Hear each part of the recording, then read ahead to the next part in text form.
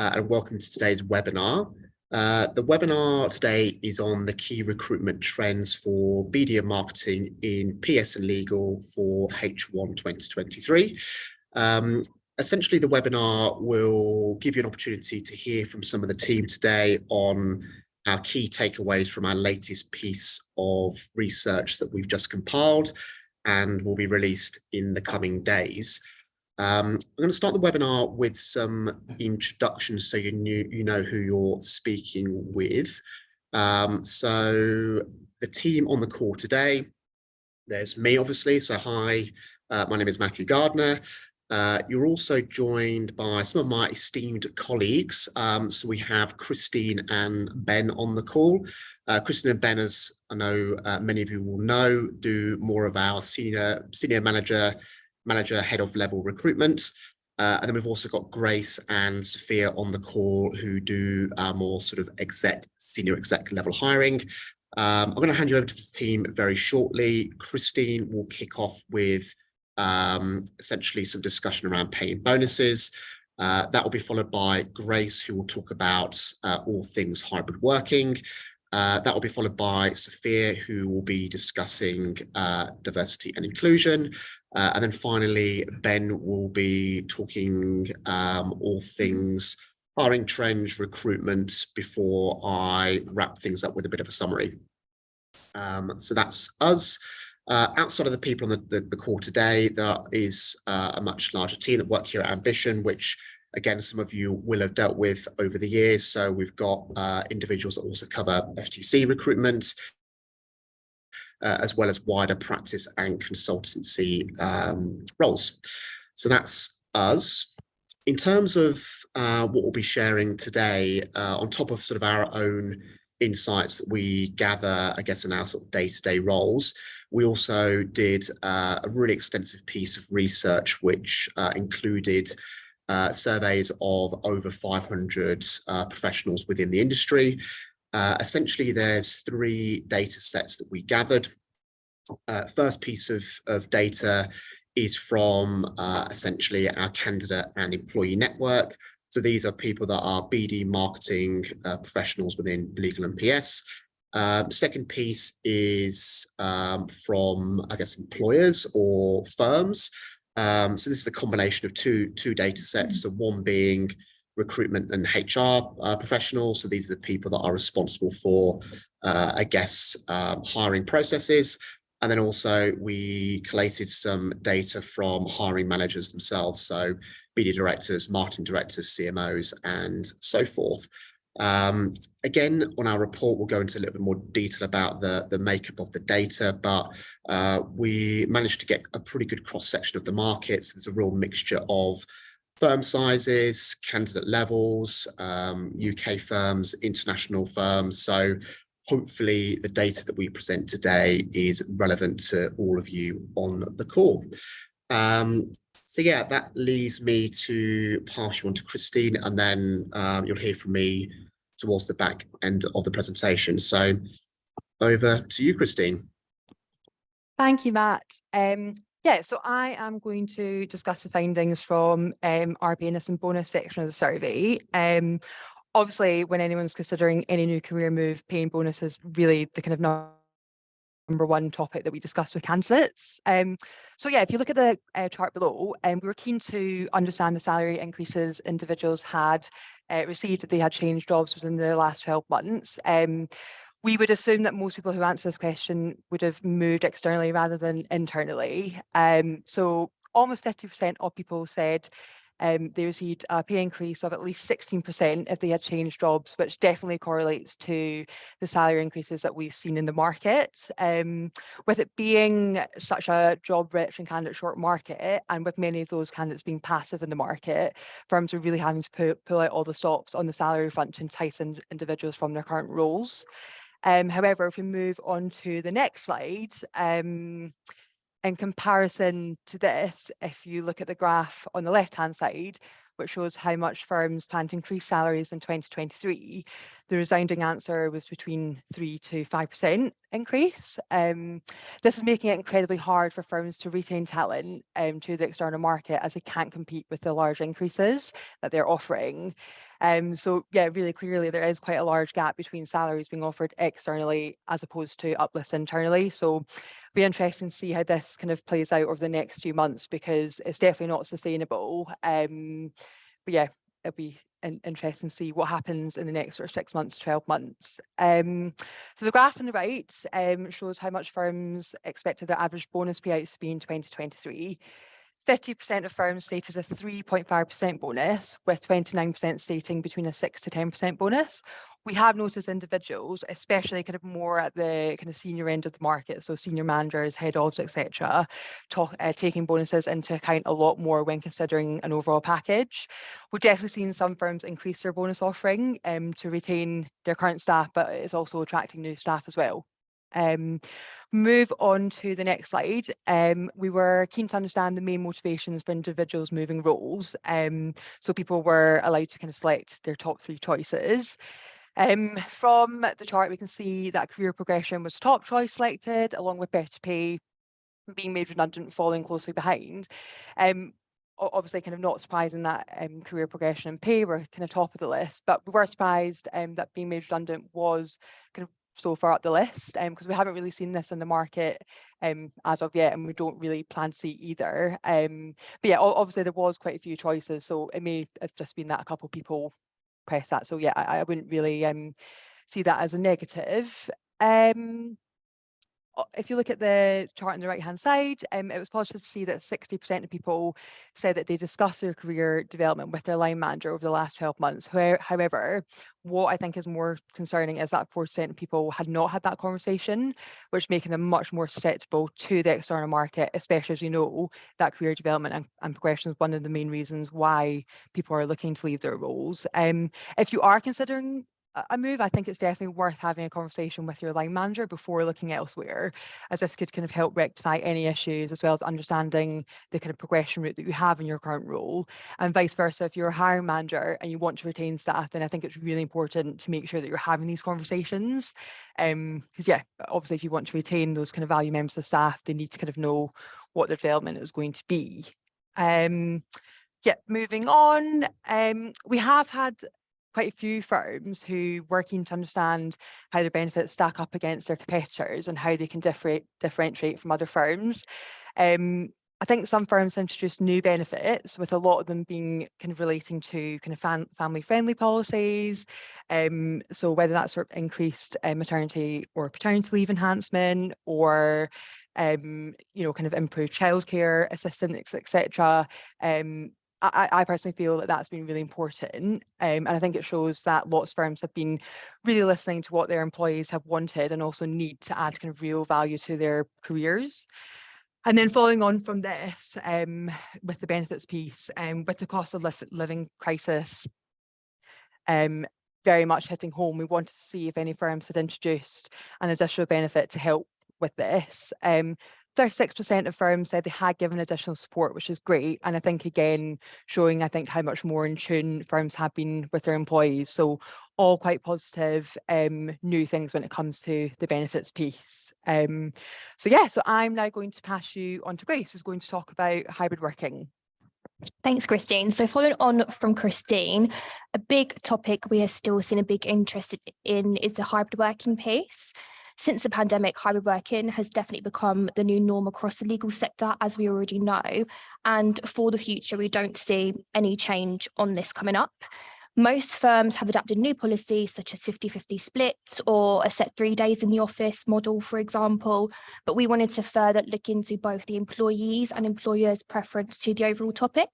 So starting with the employees, we asked the amount of days that they are currently going into the office against the amount of days they would prefer to be going into the office. And as we can see from the graph below, it seems most individuals are going in 2 days a week, nearly at 35%, then followed by 3 days a week being the next highest percentage. And we can see the employee preferred amount of the days in the office is 2 days, nearly at 40%, followed by 1 day, which is indicating that individuals are still happy to go into an office, but most are tending to prefer the 2 days as opposed to anything more than that. And we are definitely seeing this in the market at the moment. We can also see anything more than 3 days a week is a little bit of a no-go for most individuals as well.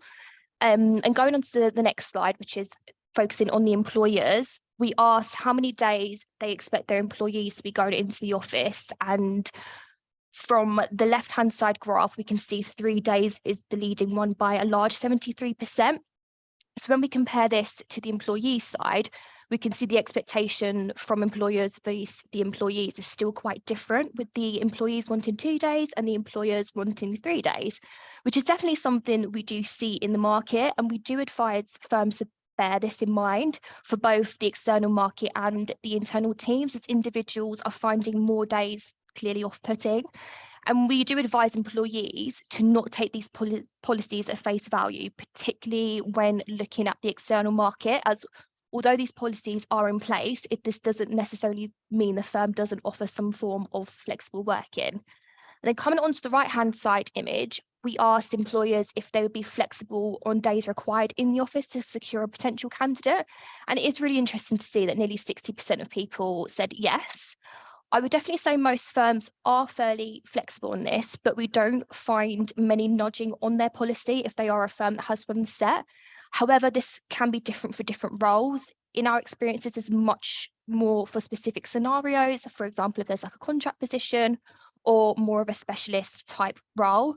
For the more general BD marketing jobs, there generally isn't that level of flexibility. So this percentage can be ever so slightly misleading. Coming on to the next slide, just continuing with the employer side of things, we can see that the left 50% of firms have a set number of days in the office, which we have again definitely seen. And for the firms that don't have the specific days formally set, we do definitely see a general expectation of some form of office working. We also wanted to look further into how firms have structured these hybrid working patterns. And the below graph on the right-hand side shows that the vast majority have gone off with the manager's discretion at 41%, which is really interesting because obviously we wanted to see how firms are deciding to structure these policies.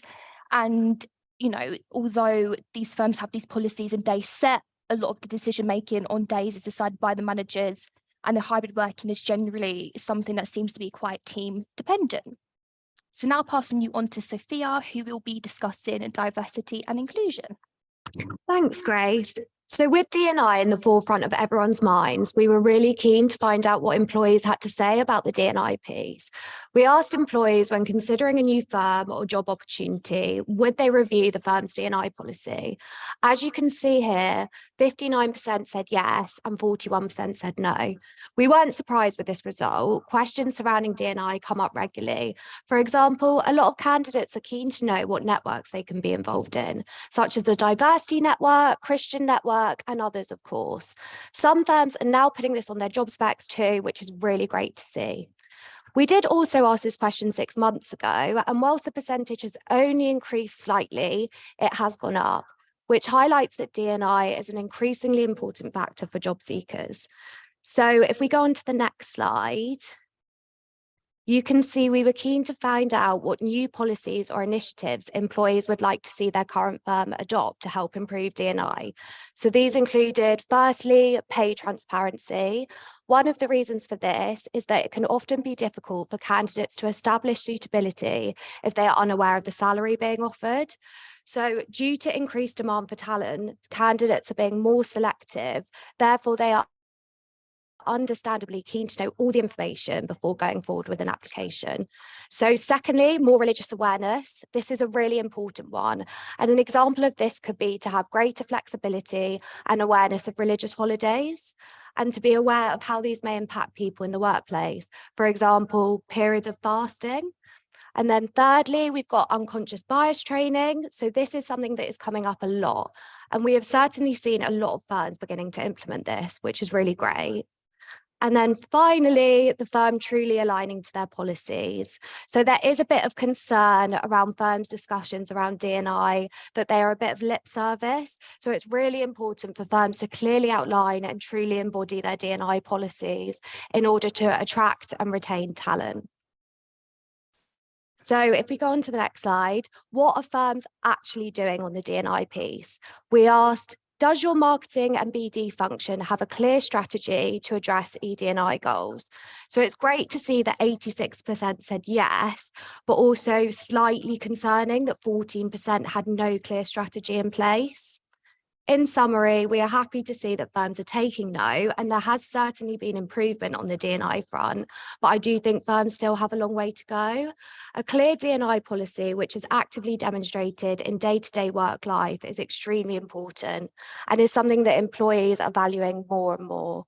Now I'm going to pass you on to my colleague, Ben. Thank you, Sophia. So I'm going to be talking through our findings on recruitment trends and future hiring plans within legal BD and marketing. So if we firstly take a look at the graph on the left, we asked potential job seekers what would be the most important factors for them when considering a new role. We asked each person to select 3 options, rating them from first, second, and third in their list of priorities. Unsurprisingly, base salary came out on top, with 86% of those surveyed listing it as one of their top priorities. As Christine mentioned earlier, there is a huge disparity between internal salary increases and what candidates can get in the external market. So we do often find this is the key driver for anyone considering a move. Outside of financials though, career progression was also very high up on the priority list. We find BD and marketing professionals are always looking to advance their careers, and they can be faced with limited internal progression opportunities. As we're in a candidate-led market, those professionals are very aware that they can advance their careers a lot quicker in an external move. Again, we would always advise candidates to have these internal conversations with managers before entering into an interview process. Flexible working also featured very highly. I don't think there's been a single candidate I've spoken to in the last 2 or 3 years who hasn't had questions around hybrid working and flexible working policies. And this can be a real deal breaker for some of them when considering which firms they apply to. So on to the next slide.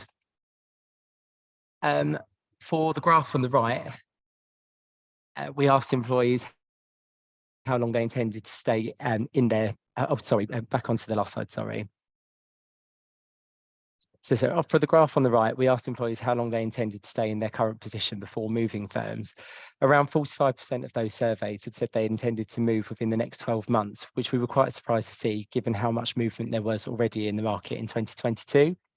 When considering the key motivators for people looking to move firms, our advice would be for hiring managers to make sure they've discussed clear career development plans with their teams, and they are listening to employees' requests for flexible working, as they will look elsewhere if they're not.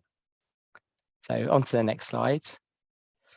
We asked employers what their recruitment plans were for the remainder of 2023, and it was encouraging to see that 2/3 of those surveyed had said hiring levels would either stay the same or increase. We're certainly seeing a strong flow of roles coming through at the moment across all levels, with no sign of things slowing down just yet. When we asked employers how they plan to overcome the current candidate shortage, the most popular response was to look out to recruit outside of the legal sector. However, I think this is very role specific, and although we're seeing this in certain areas like bids and pursuits or communications or the digital focus roles, we are still finding when it comes to BD, partners will almost always want a legal background. Increasing salary bandings also featured highly, which we have seen quite a lot of firms do recently actually. This has definitely opened up candidate pools and would encourage potential candidates to consider lateral moves, but basically because they could still secure that salary increase, which they haven't really been able to do before without kind of moving up. Considering basing roles in other locations or making some roles completely remote has also opened up candidate pools, but again, this would only really work with certain roles. Then on to the next slide. We asked hiring managers within BD and marketing if they had hired within the last 6 months, and 100% of those surveyed had said that they had hired into their teams, with 43% being solely replacement hires and 57%, sorry, a mix of replacement and additional headcount. So it does go to show that teams are still growing at the moment. On to the next slide. For this next graph, we asked employers to select the experience levels they have found most difficult to recruit at. Executives came out as the most challenging level, which wasn't a huge surprise to us at all, mainly because there were so few assistants recruited throughout the pandemic, which has left a real shortage of candidates ready to step into those executive level roles. Senior management and leadership roles were seen to be the least challenging to recruit at. This is mainly down to there being fewer opportunities available at this level. So it's still a very competitive market for candidates when you're looking at those senior leadership roles. So then on to the next slide. It was great to see that 71% of employers we surveyed had said that they were looking to increase their internal salary bandings to be more in line with the external market, which we feel will be really key to retaining staff, as Christine had mentioned earlier. And also, given the current economic situation, it's really encouraging to see that marketing budgets within law firms will largely remain the same or increase for the rest of the year. This really reinforces the message that we're working in a strong market and we're not expecting a massive downturn. Now I can hand over to Matt. Thank you, Ben. So yeah, that sort of brings an end to our key takeaways from the report. I guess if I was going to sort of summarize a few of those key points, as well as share a few predictions about what we'd expect to see in the next 6 months. I think starting with salaries, obviously, salaries was a key talking point of this survey and continues to be a key driver for job seekers and a key challenge for employees. And for us, we don't really expect that to change too much for the coming 6 to 12 months. We're seeing a process where firms are starting to recalibrate salary levels, and so we are seeing bandings being readjusted. I think that's been long overdue, given that salaries haven't really changed that much. So I think once that recalibration process is completed, then I think we will start to see salaries sort of level off. And I don't think, as Christine, I think, referenced, I don't think we can expect to see the same level of increases that we've maybe seen over the last sort of 12 months. But there is still some work to be done, I think, to get the levels exactly right.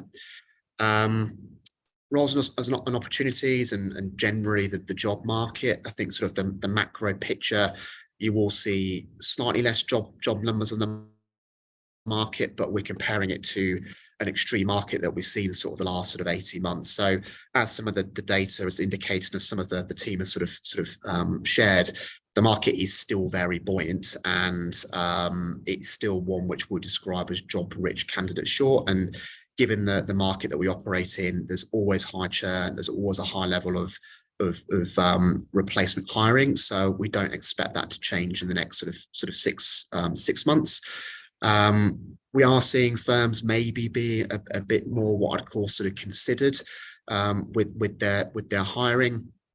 I think that is fine, you know, to a point, but we would also encourage employers not to unnecessarily delay processes or be indecisive when it comes to decision making around candidates, because there is still very much a war for talent in place, and that will still be very much the case for the coming months. So recruitment processes, thoroughness mixed with some speed, being really clear about what you're what you're going to market with and what the market is going to be really key to sort of securing people, as well as offering I guess environments, roles that tick the sort of boxes that we sort of covered. So yeah, not only salary, but that remote working piece, that flexibility piece, the overall environment, which includes D&I, inclusiveness, everything. You really need to get these USPs, I guess, in place and really sell that as part of a process. Again, from a job seeker perspective, we still encourage those people to be really clear about where they want to take their career and make moves the right reasons. And yeah, whilst we want to encourage people to compromise, I think you've got to be clear in terms of what's important to you. Is it really money, or is it your career? Can those things be achieved internally, or is an external move the better option for you? But having those good open dialogue with your hiring manager is going to be key. Aside from that, I think it's a trend that we've started to see in more recent times, but jobs and roles being more location agnostic. So we're starting to see lots more positions that are very open to where they can be based, essentially. So whether that's across the UK, Europe, or we've even had roles where they could be based in, say, London, New York, or Asia, or a combination of all those things. So I think that will continue to be the case. The focus really becomes on securing the best possible talent, not necessarily being so fixated about where the role is located, given that we do work in this far more sort of remote fashion. And I think that would continue to sort of encourage that, and that hopefully opens up more opportunities for people that maybe ordinarily wouldn't be these opportunities wouldn't be open to them. So that would be my sort of summary. We, as I mentioned at the start, we have put together a much more sort of conclusive report, which we will send out to you in probably the next sort of week. Aside from that, we will get this, we've recorded today's session, so we'll send that out to you as well. So you get to go look back and go through each of the slides and the bits of data. We'd also encourage you to come to us with any sort of questions, whether that's very much on a personal perspective about your career and your roles, or if you're a hiring manager and need some specific advice that relates to your firm setup, environment, etc. Then yeah, obviously the team and I are very, very happy to chat. Other than that, I think we'll sort of call that a wrap now. So yeah, thank you for everyone that made the time to attend. Hope you have a great end to the week, and yeah, I'm sure we'll chat with many of you soon.